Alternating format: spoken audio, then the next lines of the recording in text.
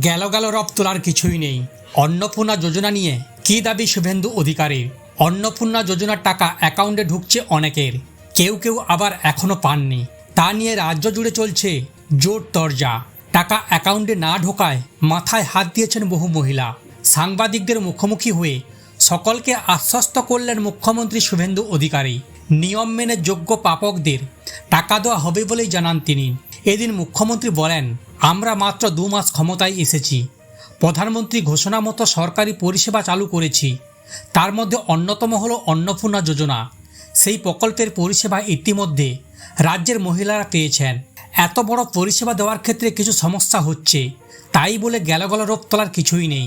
আমরা নিয়ম মেনেই সমস্ত প্রাপকদের হাতে অন্নপূর্ণা যোজনার টাকা তুলে দেব। আমাদের আর কিছুটা সময় দিন, আমাদের গুছিয়ে নিতে দিন, যাতে সমস্ত যোগ্য মহিলা পান। সে কাজ শুরু হয়েছে। অনেকে বলছেন এখনও পরিষেবা থেকে বঞ্চিত। তাদের বলি, আমরা ইতিমধ্যে পরিষেবার টাকা ছেড়েছি।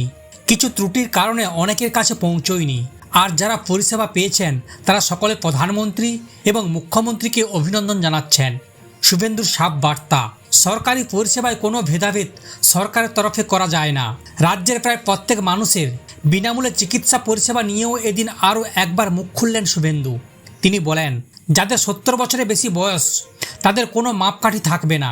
যারা আয়ুষ্মান ভারত পরিষেবার আওতায় আসবে না তাদের জন্য মুখ্যমন্ত্রী স্বাস্থ্য বিমা যোজনা চিকিৎসার পরিষেবা বন্দোবস্ত করা হবে। মুর্শিদাবাদের রেজিনগরের সভা থেকে মুখ্যমন্ত্রী স্বাস্থ্য বিমার কথা ঘোষণা করেন শুভেন্দু। তিনি বলেন, আমরা 6.5 কোটি মানুষকে আয়ুষ্মান ভারত দেব। যারা এই প্রকল্পের সুবিধা পাবে না তাদের মুখ্যমন্ত্রী স্বাস্থ্য বিমা যোজনার অধীনে 5 লক্ষ টাকা করে বিমার সুবিধা দেবে।